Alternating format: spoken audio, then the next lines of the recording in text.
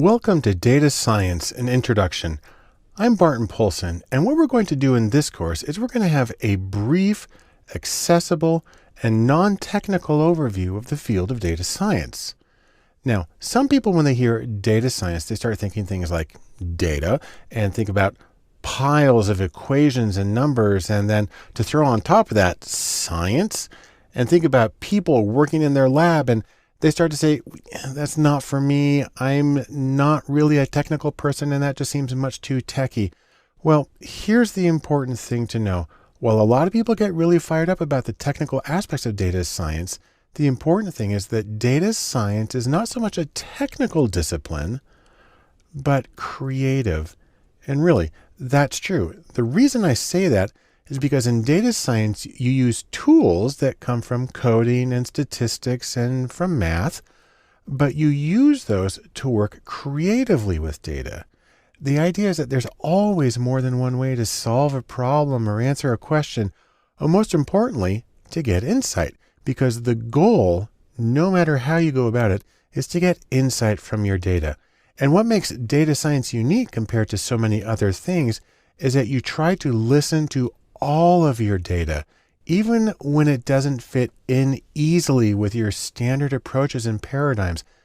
You're trying to be much more inclusive in your analysis. And the reason you want to do that is because everything signifies, everything carries meaning, and everything can give you additional understanding and insight into what's going on around you. And so in this course, what we're trying to do is give you a map to the field of data science and how you can use it. And so now you have the map in your hands and you can get ready to get going with data science. Welcome back to Data Science and Introduction, and we're going to begin this course by defining data science. That makes sense, but we're going to do it in kind of a funny way. The first thing I'm going to talk about is the demand for data science. So let's take a quick look. Now, data science can be defined in a few ways. I'm going to give you some short definitions. Take one on my definition is that data science is coding, math, and statistics in applied settings. That's a reasonable working definition. But if you want to be a little more concise, I've got take two on a definition that data science is the analysis of diverse data or data that you didn't think would fit into standard analytic approaches. A third way to think about it is that data science is inclusive analysis. It includes all of the data, all of the information that you have in order to get the most insightful and compelling answer to your research questions. Now, you may say to yourself, wait, that's it? Well, if you're not impressed, let me show you a few things. First off, let's take a look at this article. This says, Data Scientists, the Sexiest Job of the 21st Century. And please note that this is coming from Harvard Business Review. So this is an authoritative source, and it's the official source of this saying that data science is sexy. Now, again, you may be saying to yourself, sexy? I hardly think so. Well, oh yeah, it's sexy. And the reason data science is sexy is because first, it has rare qualities, and second, it has high demand. Let me say a little more about those. The rare qualities are that data science takes unstructured data, then finds order, meaning, and value in the data. Those are important, but they're not easy to come across. Second, high demand. Well, the reason it's in high demand is because data science provides insight into what's going on around you, and critically, it provides competitive advantage, which is a huge thing in business settings. Now, let me go back and say a little more about demand. Let's take a look at a few other sources. So for instance, the McKinsey Global Institute published a very well-known paper, and you can get at it with this URL. And if you go to that webpage, this is what's going to come up. And we're going to take a quick look at this one, the executive summary. It's a PDF that you can download. And if you open that up, you'll find this page. And let's take a look at the bottom right corner. Two numbers here. I'm going to zoom in on those. The first one is they are projecting a need in the next few years for somewhere between 140 and 190,000 deep analytical talent positions. So this means actual practicing data scientists. That's a huge number. but almost 10 times as high is 1.5 million more data savvy managers will be needed to take full advantage of big data in the United States. Now, that's people who aren't necessarily doing the analysis, but have to understand it, who have to speak data. And that's one of the main purposes of this particular course, is to help people who may or may not be the practicing data scientists learn to understand what they can get out of data and some of the methods used to get there. Let's take a look at another article from LinkedIn. Here's a shortcut URL for it. And that'll bring you to this webpage, the 25 hottest job skills that got people hired in 2014. And take a look at number 1 here, statistical analysis and data mining, very closely related to data science.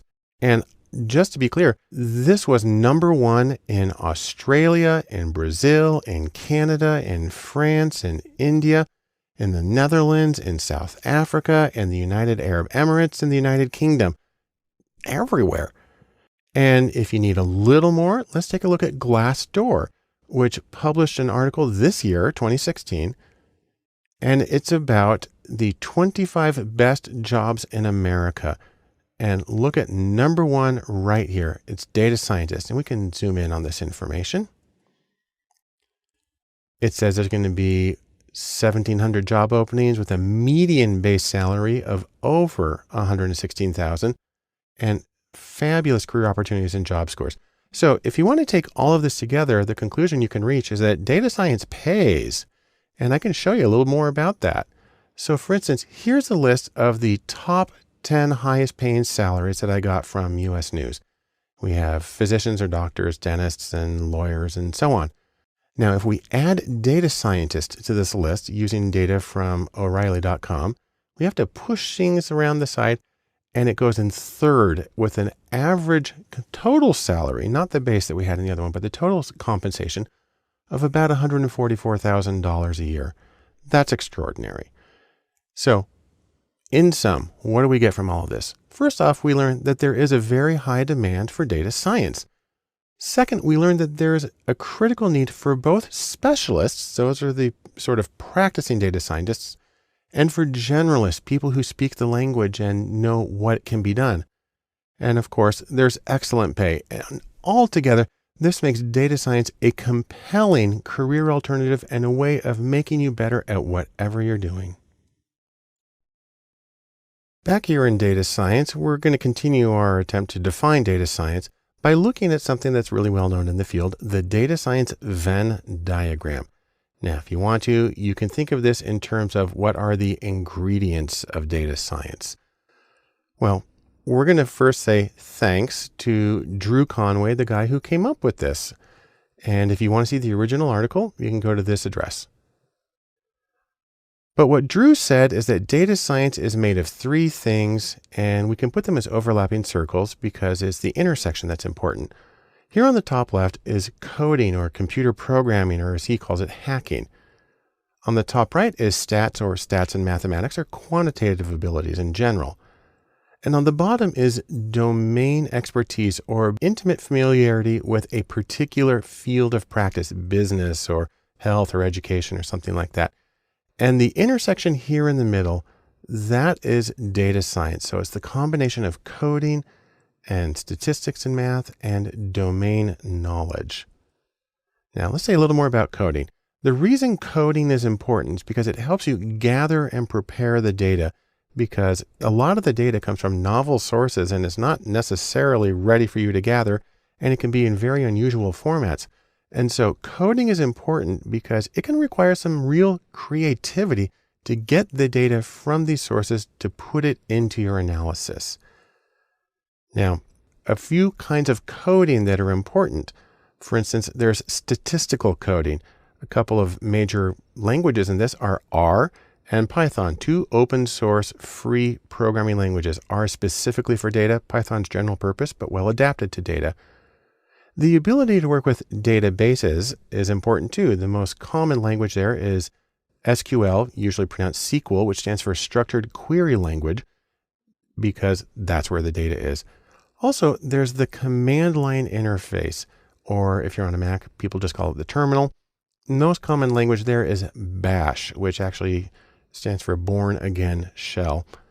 And then searching is important, and regex, or regular expressions, while there's not a huge amount to learn there, it's a small little field. It's sort of like super powered wildcard searching that makes it possible for you to both find the data and reformat it in ways that are going to be helpful for your analysis.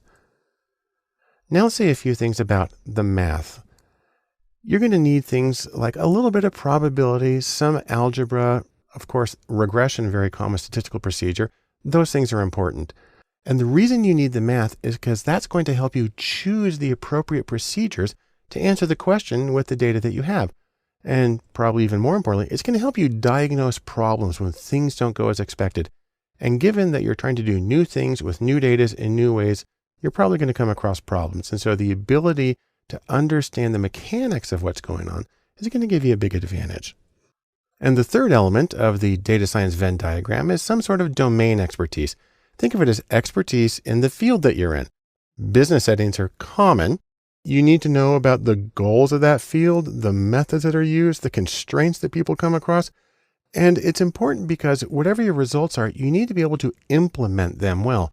Data science is very practical and it's designed to accomplish something, and your familiarity with a particular field of practice is going to make it that much easier and more impactful when you implement the results of your analysis. Now let's go back to our Venn diagram here just for a moment. Because this is a Venn, we also have these intersections of two circles at a time. At the top is machine learning. At the bottom right is traditional research. And on the bottom left is what Drew Conway called the danger zone. Let me talk about each of these. First off, machine learning, or ML. Now you think about machine learning, and the idea here is that it represents coding or statistical programming and mathematics without any real domain expertise. Sometimes these are referred to as black box models. They kind of throw data in, and you don't even necessarily have to know what it means or what language it's in, and it'll just kind of crunch through it all, and it'll give you some regularities. That can be very helpful, but machine learning is considered slightly different from data science because it doesn't involve the particular applications in a specific domain. Also, there's traditional research. This is where you have math or statistics and you have domain knowledge, often very intensive domain knowledge, but without the coding or programming. Now, you can get away with that because the data that you use in traditional research is highly structured. It comes in rows and columns, is typically complete, and is typically ready for analysis. Doesn't mean your life is easy, because now you have to expend an enormous amount of effort in the method in designing the project and in the interpretation of the data. So still very heavy intellectual cognitive work, but it comes in a different place. And then finally, there's what Conway called the danger zone. And that's the intersection of coding and domain knowledge, but without math or statistics. Now, he says it's unlikely to happen, and that's probably true. On the other hand, I can think of some common examples, what are called word counts, where you take a large document or a series of documents and you count how often each word appears in there. That can actually tell you some important things. And also drawing maps and showing how things change across place and maybe across time. You don't necessarily have to have the math, but it can be very insightful and helpful. So let's think about a couple of backgrounds where people come from here. First is coding. You can have people who are coders who can do math, stats, and business. So you get the three things, and this is probably the most common. Most of the people come from a programming background. On the other hand, there's also stats or statistics, and you can get statisticians who can code and who also can do business. That's less common, but it does happen. And finally, there's people who come into data science from a particular domain. These are, for instance, business people who can code and do numbers, and they're the least common, but all of these are important to data science.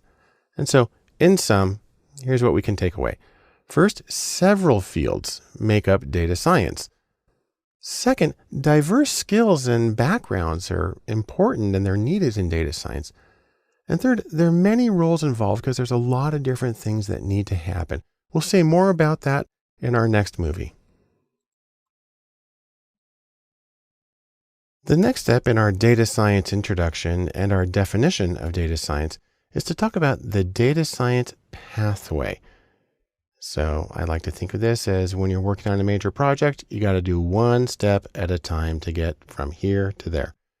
In data science, you can take the various steps and you can put them into a couple of general categories. First, there are the steps that involve planning. Second, there's the data prep. Third, there's the actual modeling of the data. And fourth, there's the follow-up. And there are several steps within each of these. I'll explain each of them briefly. First, let's talk about planning. The first thing you need to do is you need to define the goals of your project so you know how to use your resources well, and also so you know when you're done. Second, you need to organize your resources. So you might have data from several different sources.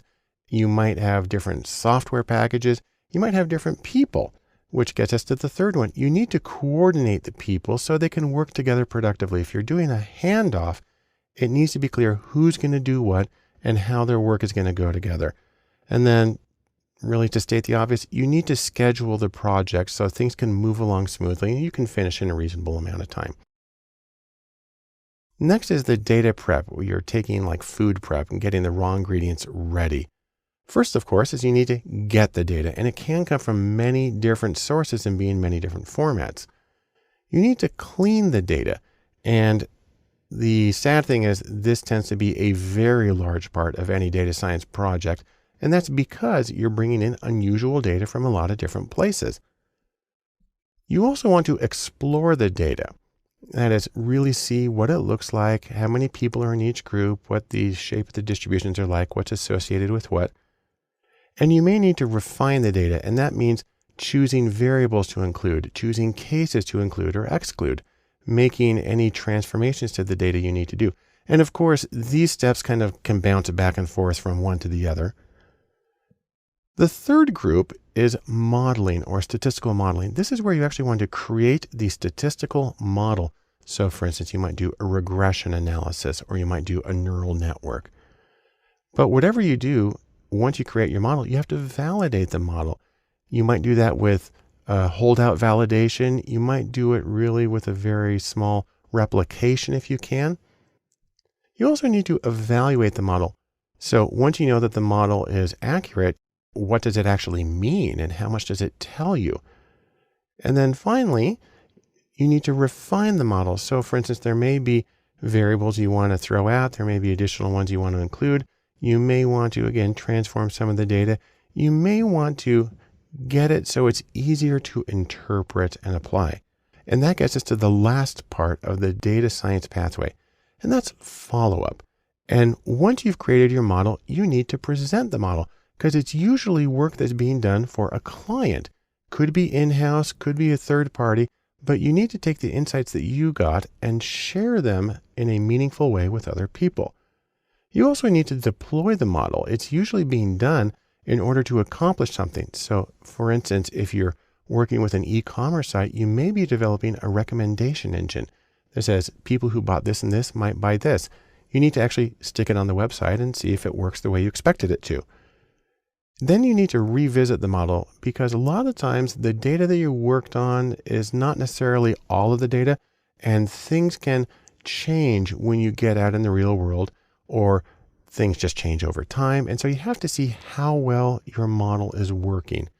And then just to be thorough, you need to archive the assets, document what you have, and make it possible for you or for others to repeat the analysis or develop off of it in the future.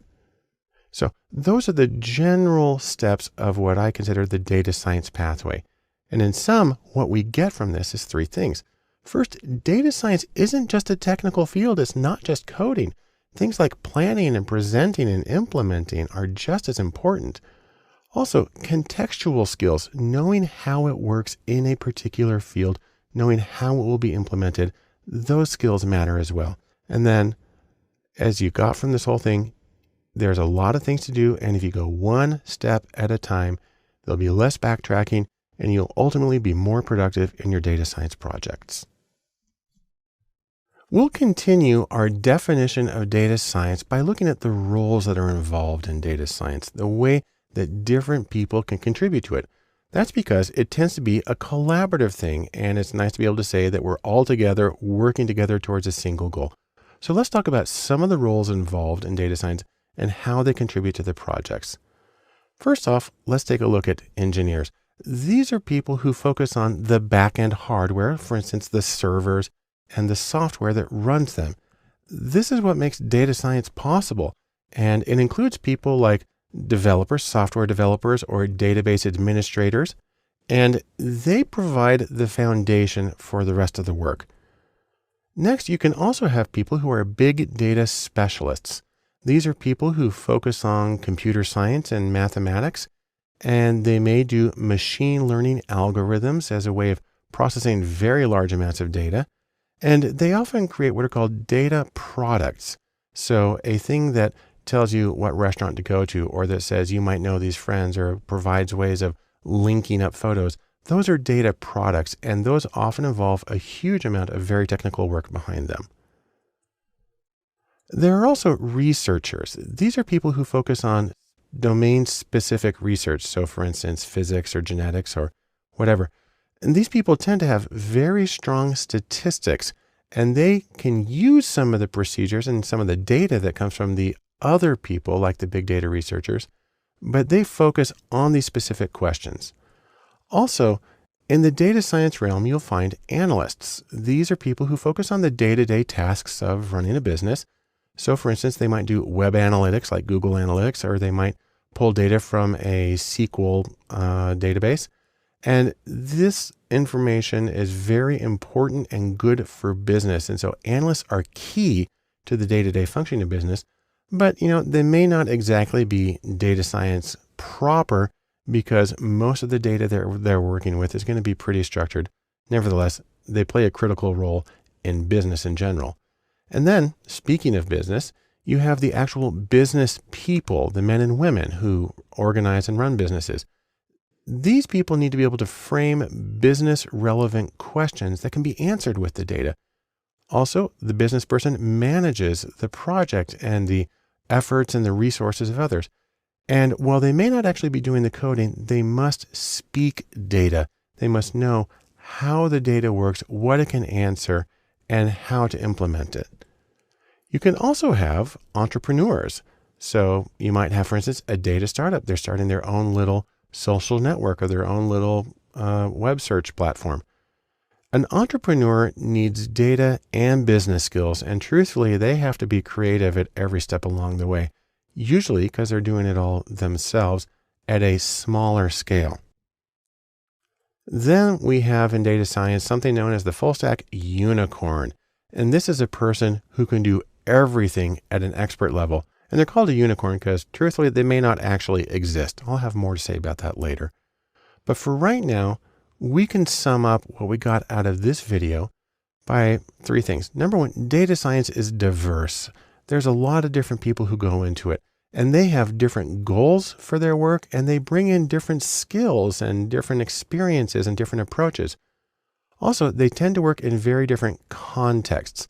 An entrepreneur works in a very different place from a business manager, works in a very different place from an academic researcher, but all of them are connected in some way to data science and make it a richer field. The last thing I want to say in data science and introduction, where I'm trying to define data science, is to talk about teams in data science. The idea here is that data science has many different tools, and different people are going to be experts in each one of them. Now, you have, for instance, coding, and you have statistics. Also, you have fields like design or business and management that are involved. And the question, of course, is who can do all of it? Who's able to do all of these things at the level that we need? Well, that's where we get this saying. I've mentioned it before. It's the unicorn. And just like in ancient history, the unicorn is a mythical creature with magical abilities. In data science, it works a little differently. It is a mythical data scientist with universal abilities. The trouble is, as we know from the real world, there's really no unicorns animals, and there's really not many unicorns in data science. Really, there's just people. And so we have to find out how we can do the projects, even though we don't have this one person who can do everything for everybody. So let's take a hypothetical case just for a moment. I'm going to give you some fictional people. Here is my fictional person, Otto, who has strong visualization skills, who has good coding, but has limited analytics or statistical ability. And if we graph his stuff out, his abilities, so here we got 5 things that we need to have happen. And for the project to work, they all have to happen at least a level of 8 on the 0 to 10. If we take his coding ability, well, he's almost there. Statistics, not quite, halfway. Graphics, yes, he can do that. And then business, all right. And project, pretty good. So what you can see here is in only one of these 5 areas is Otto sufficient on his own. On the other hand, let's pair him up with somebody else. Let's take a look at Lucy. And Lucy has strong business training, has good tech skills, but has limited graphics. And so if we get her profile on the same thing that we saw, there's coding, pretty good. Statistics, pretty good. Graphics, not so much. Business, good. And projects, okay. Now, the important thing here is that we can make a team. So let's take our 2 fictional people, Otto and Lucy, and we can put together their abilities. Now, I actually have to change the scale here a little bit to accommodate the both of them, but our criterion still is at 8. We need a level of 8 in order to do the project competently.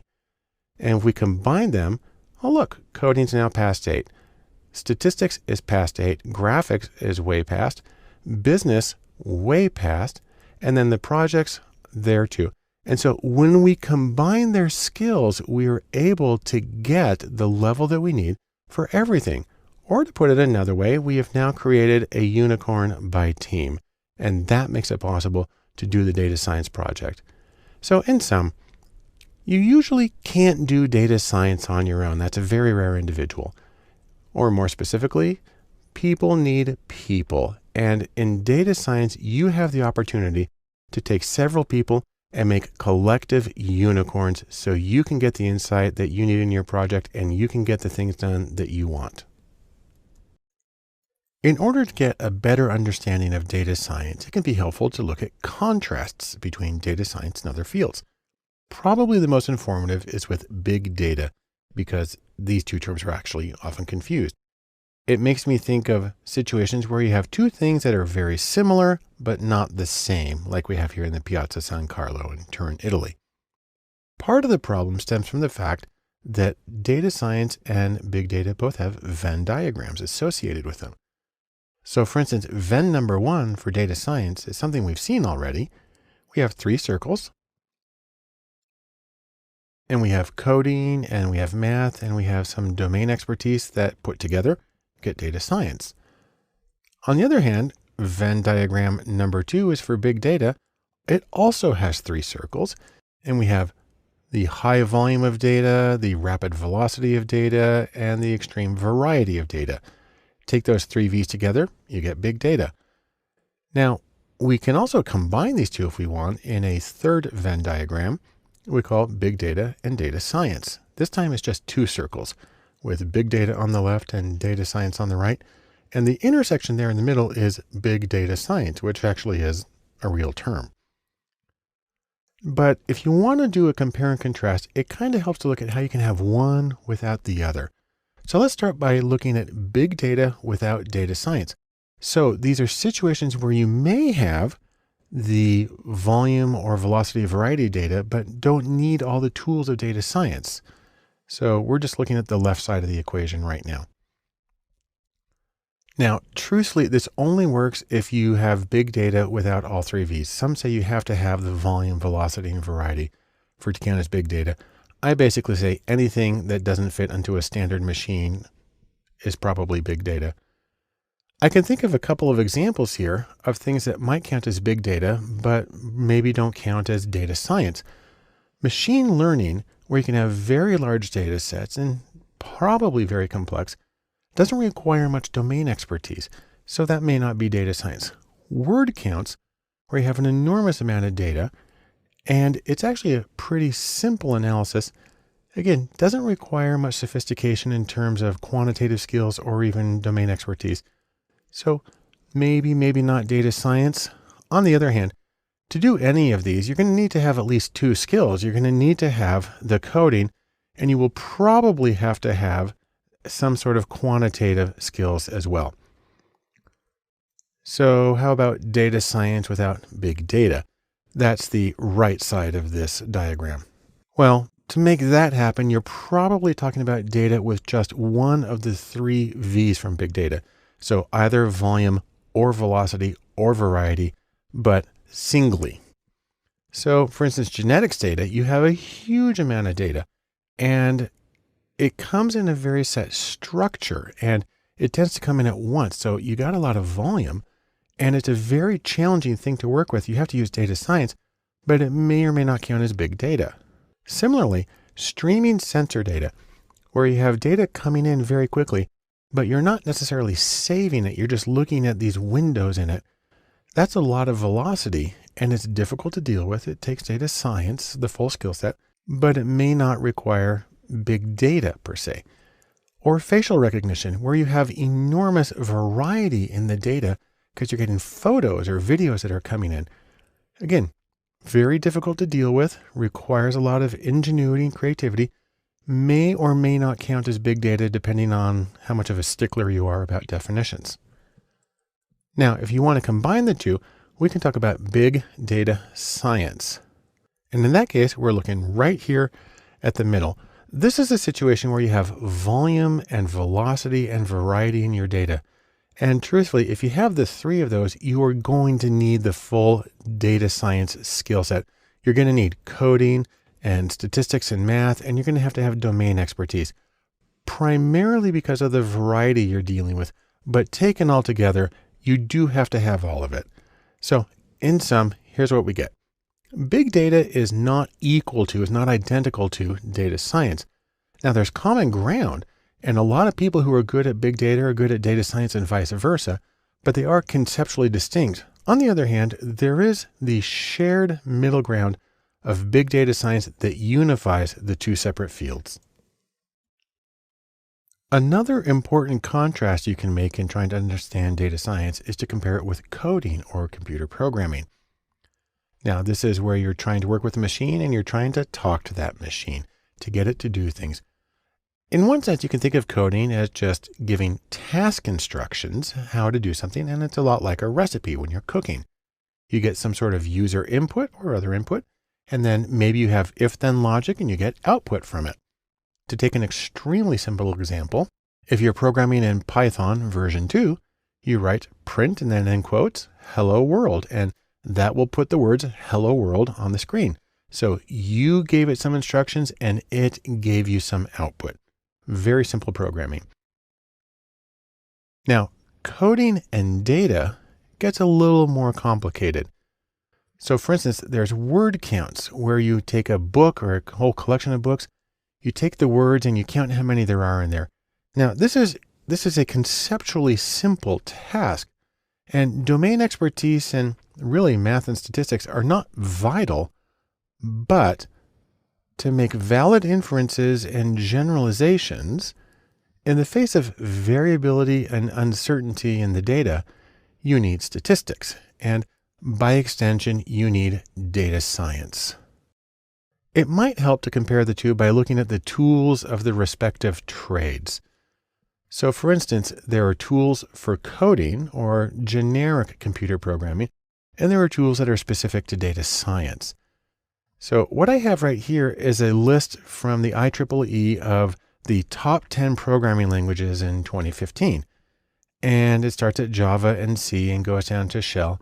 And some of these are also used for data science. So for instance, Python and R and SQL are used for data science. But the other ones aren't major ones in data science. So let's in fact take a look at a different list of most popular tools for data science. And you see that things move around a little bit. Now R's at the top, SQL's there, Python's there. But for me, what's the most interesting on this list is that Excel is number 5, which would never be considered programming per se, but is in fact a very important tool for data science. And that's one of the ways that we can compare and contrast computer programming with data science. In sum, we can say this: data science is not equal to coding. They're different things.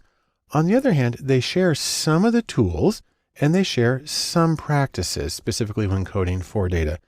On the other hand, there is one very big difference, and that's statistics.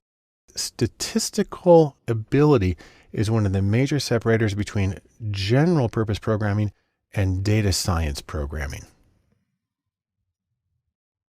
When we talk about data science and we're contrasting it with some fields, another field that a lot of people get confused and think they're the same thing is data science and statistics. Now, I'll tell you, there's a lot in common, but we can talk a little bit about the different focuses of each. And we also get into the issue of sort of definitionalism, that data science is different because we define it differently, even when there's an awful lot in common between the two. It helps to take a look at some of the things that go on in each field. So let's start here about statistics. Put a little circle here and we'll put data science. And to borrow a term from Stephen Jay Gould, we can call these non-overlapping magisteria, or NOMA.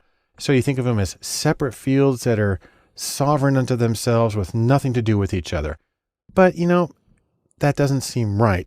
And part of that is if we go back to the data science Venn diagram, statistics is one part of it. There it is in the top corner. So now what do we do? What's the relationship? So it doesn't make sense to say these are totally separate areas.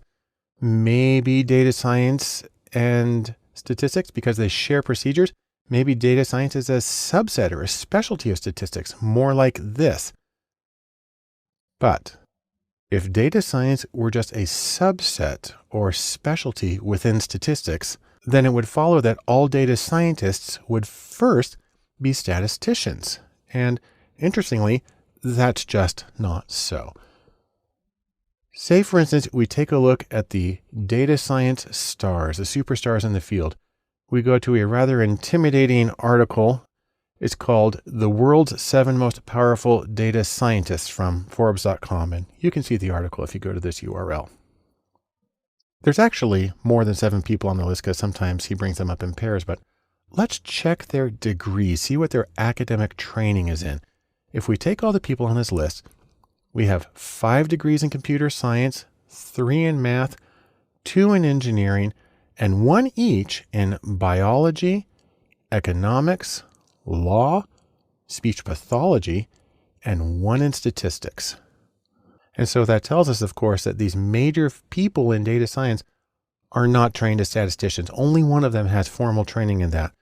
So that gets us to the next question. Where do these two fields, statistics and data science, diverge? Because they seem like they should have a lot in common, but they don't have a lot in training.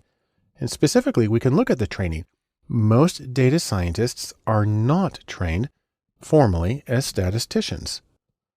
Also, in practice, things like machine learning and big data, which are central to data science, are not shared generally with most of statistics. And so they have separate domains there. And then there's the really important issue of context. Data scientists tend to work in different settings than statisticians. Specifically, data scientists very often work in commercial settings where they're trying to get recommendation engines or ways of developing a product that will make them money. So maybe instead of having data science as a subset of statistics, we can think of it more as these two fields have different niches. They both analyze data, but they do different things in different ways. So maybe it's fair to say they overlap. They both have analysis in common of data, but otherwise they are ecologically distinct. So in sum, what we can say here is that data science and statistics both use data, and they analyze it, but the people in each tend to come from different backgrounds, and they tend to function with different goals and contexts, and in that way render them to be conceptually distinct fields despite the apparent overlap.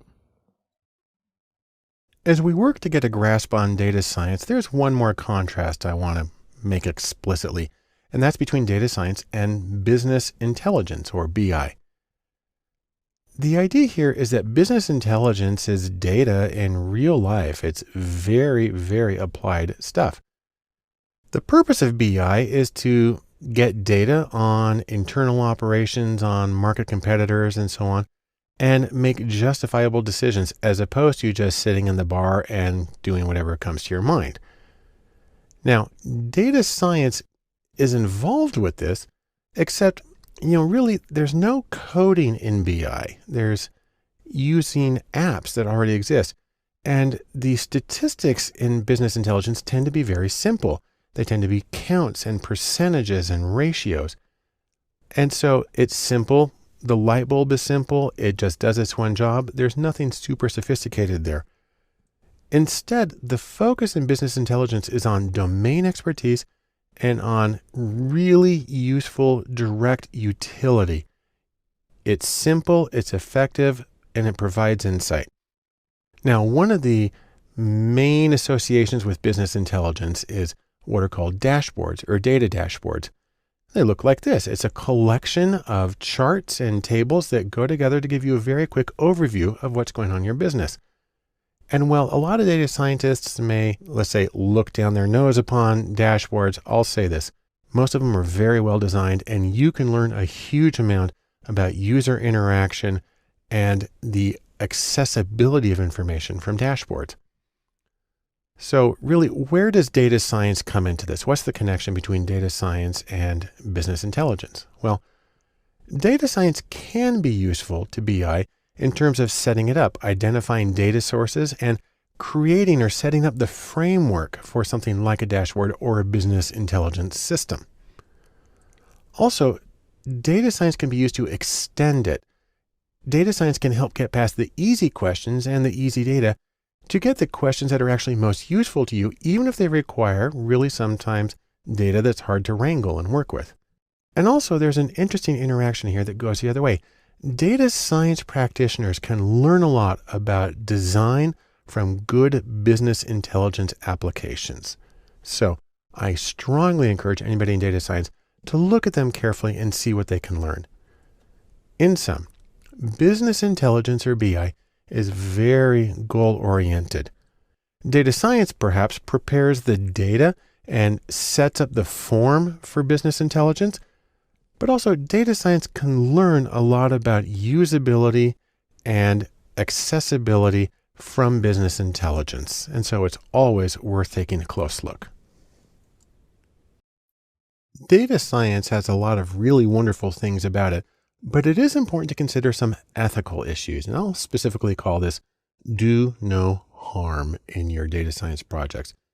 And for that, we can say thanks to Hippocrates, the guy who gave us the Hippocratic Oath of do no harm. Let's specifically talk about some of the important ethical issues very briefly that come up in data science. Number one is privacy. That data tells you a lot about people, and you need to be concerned about the confidentiality.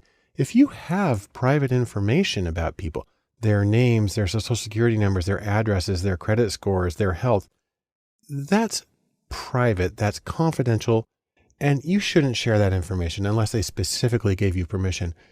Now, one of the reasons this presents a special challenge in data science, because we'll see later, a lot of the sources that are used in data science were not intended for sharing. If you scrape data from a website or from PDFs, you need to make sure that it's okay to do that, but it was originally created without the intention of sharing. So privacy is something that really falls upon the analyst to make sure they're doing it properly. Next is anonymity.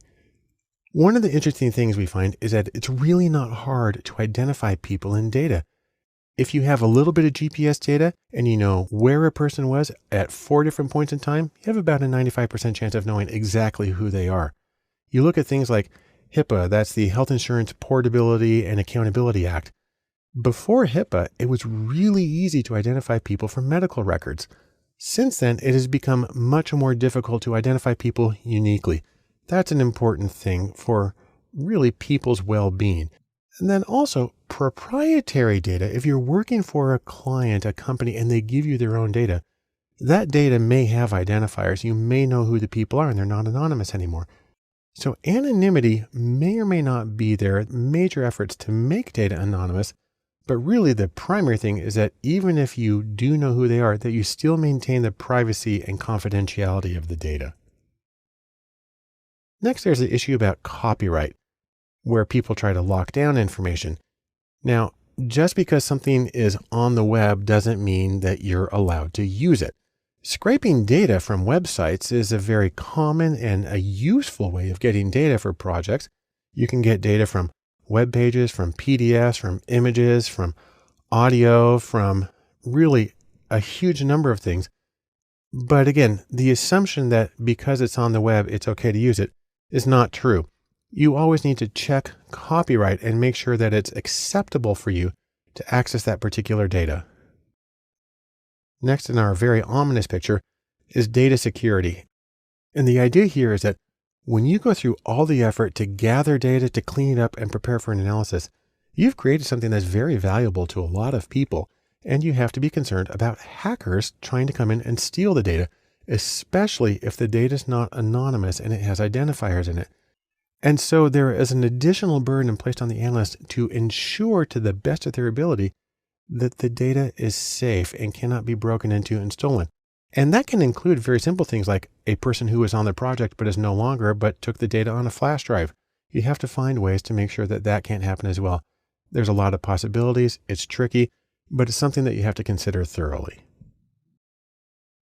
Now, two other things that come up in terms of ethics, but don't usually get addressed in these conversations. Number one is potential bias.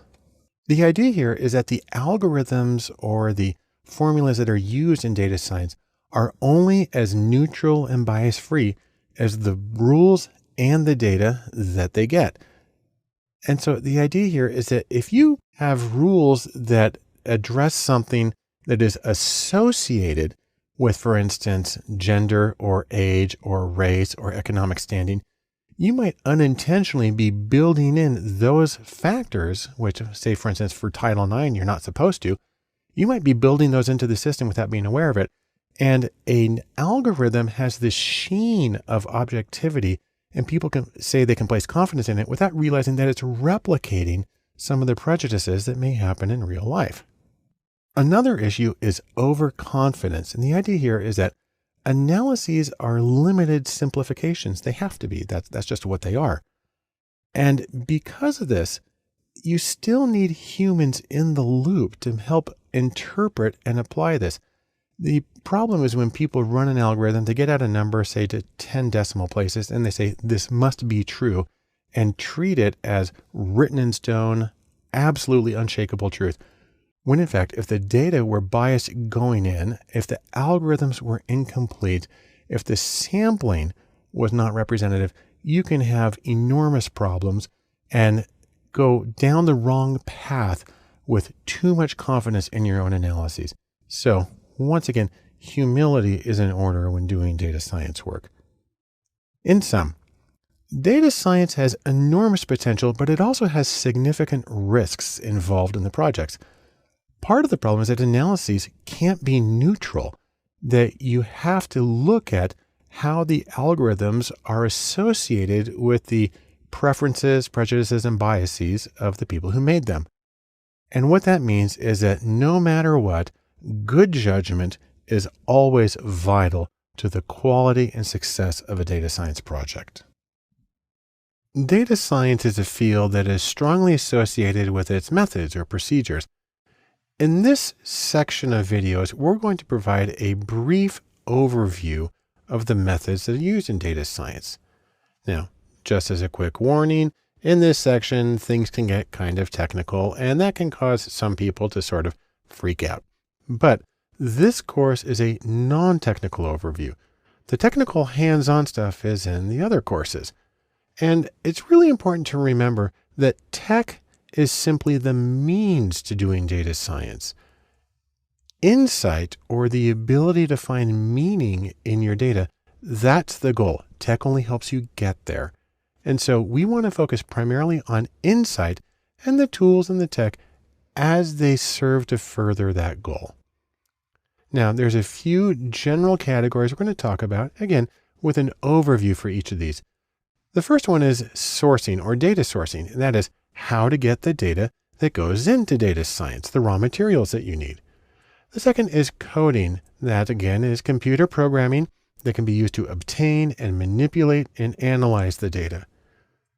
After that, a tiny bit of math, and that is the mathematics behind data science methods that really form the foundations of the procedures. And then stats, the statistical methods that are frequently used to summarize and analyze data, especially as applied to data science. And then there's machine learning, ML. This is a collection of methods for finding clusters in the data, for predicting categories or scores on interesting outcomes. And even across these 5 things, even then, the presentations aren't too techie crunchy. They're basically still friendly. And really, that's the way it is. And so that is the overview of the overviews. In sum, we need to remember that data science includes tech, but data science is greater than tech. It's more than those procedures. And above all, that tech, while important to data science, is still simply a means to insight in data. The first step in discussing data science methods is to look at the methods of sourcing or getting data that's used in data science. You can think of this as getting the raw materials that go into your analyses. Now, you've got a few different choices when it comes to this in data science. You can use existing data. You can use something called data APIs. You can scrape web data, or you can make data. We'll talk about each of those very briefly in a non-technical manner. But right now, let me say something about existing data. This is data that already is at hand, and it might be in-house data. So if you work for a company, it might be your company records. Or you might have open data. For instance, many governments, many scientific organizations make their data available to the public. And then there's also third-party data. This is usually data that you buy from a vendor, but it exists and it's very easy to plug it in and go. You can also use APIs. Now that stands for Application Programming Interface. And this is something that allows various computer applications to communicate directly with each other. It's like phones for your computer programs. It's the most common way of getting web data, and the beautiful thing about it is it allows you to import that data directly into whatever program or application you're using to analyze the data. Next is scraping data, and this is where you want to use data that's on the web, but they don't have an existing API. And what that means is usually data that's in HTML, web tables and pages, maybe PDFs, and you can do this either with using specialized applications for scraping data, or you can do it in a programming language like R or Python and write the code to do the data scraping. Or another option is to make data, and this lets you get exactly what you need. You can be very specific and you can get what you need. You can do something like interviews, or you can do surveys, or you could do experiments. There's a lot of approaches. Most of them require some specialized training in terms of how to gather quality data. And that's actually important to remember, because no matter what method you use for getting or making new data, you need to remember this one little aphorism you may have heard from computer science. It goes by the name of GIGO. That actually stands for garbage in, garbage out. And it means if you have bad data that you're feeding into your system, you're not going to get anything worthwhile, any real insights out of it. Consequently, it's important to pay attention to metrics or methods for measuring and the meaning, exactly what it is that they tell you. There's a few ways you can do this. For instance, you can talk about business metrics. You can talk about KPIs, which means key performance indicators, also used in business settings, or SMART goals, which is a way of describing the goals that are actionable and timely and so on. You can also talk about, in a measurement sense, classification accuracy. And I'll discuss each of those in a little more detail in a later movie. But for right now, in sum, we can say this. Data sourcing is important because you need to get the raw materials for your analysis. The nice thing is there's many possible methods, many ways that you can use to get the data for data science.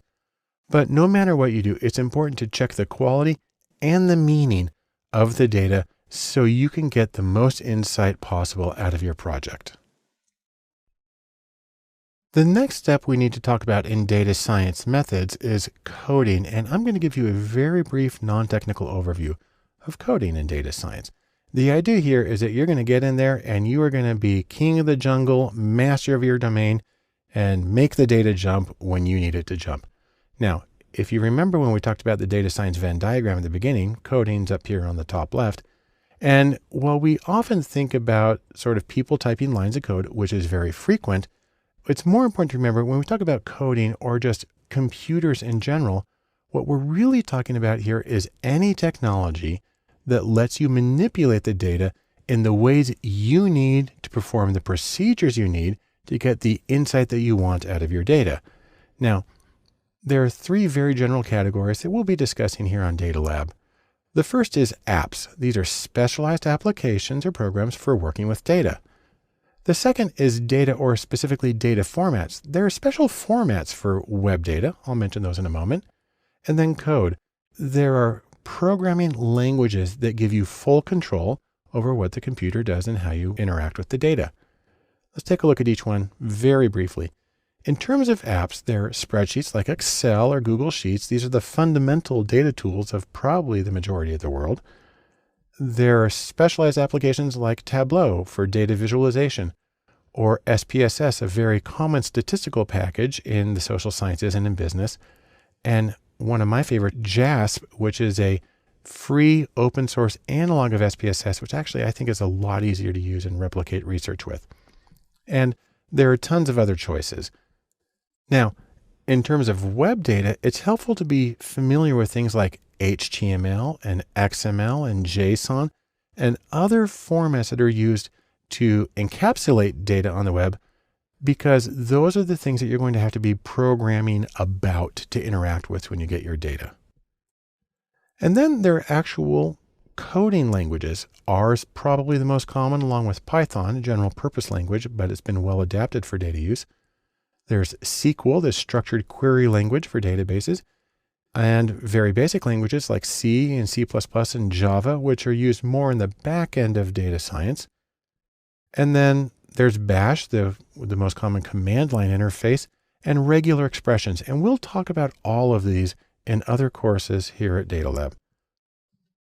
But remember this, tools are just tools. They're only one part of the entire data science process. They're a means to the end. And the end, the goal, is insight. You need to know where you're trying to go and then simply choose the tools that help you reach that particular goal. That's the most important thing. So, in sum, here's a few things. Number one, use your tools wisely. Remember, your questions need to drive the process, not the tools themselves. Also, I'll just mention that a few tools is usually enough. You can do an awful lot with Excel and R. And then the most important thing is focus on your goal and choose your tools and even your data to match the goal so you can get the most useful insights from your data. The next step in our discussion of data science methods is mathematics, and I'm going to give a very brief overview of the math involved in data science. Now, the important thing to remember is that math really forms the foundation of what we're going to do. If you go back to the data science Venn diagram, we've got stats up here in the right corner, but really it's math and stats, or quantitative ability in general. But we'll focus on the math part right here. And probably the most important question is, how much math is enough to do what you need to do? Or to put it another way, why do you need math at all? Because you've got a computer to do it. Well, I can think of 3 reasons you don't want to rely on just the computer, but it's helpful to have some sound mathematical understanding. Here they are. Number 1, you need to know which procedures to use and why. So you have your question, you have your data, you need to have enough of an understanding to make an informed choice. That's not terribly difficult. 2, you need to know what to do when things don't work right. Sometimes you get impossible results. I know in statistics you can get a negative adjusted R squared. That's not supposed to happen. And it's good to know the mathematics that go into calculating that so you can understand how something apparently impossible can work. Or you're trying to do a factor analysis or principal component, you get a rotation that won't converge. It helps to understand what it is about the algorithm that's happening and why that won't work in that situation. And number 3, interestingly, some procedures, some math is easier and quicker to do by hand than by firing up the computer. And I'll show you a couple of examples in later videos where that can be the case. Now, fundamentally, there's a nice sort of analogy here. Math is to data science, as for instance, chemistry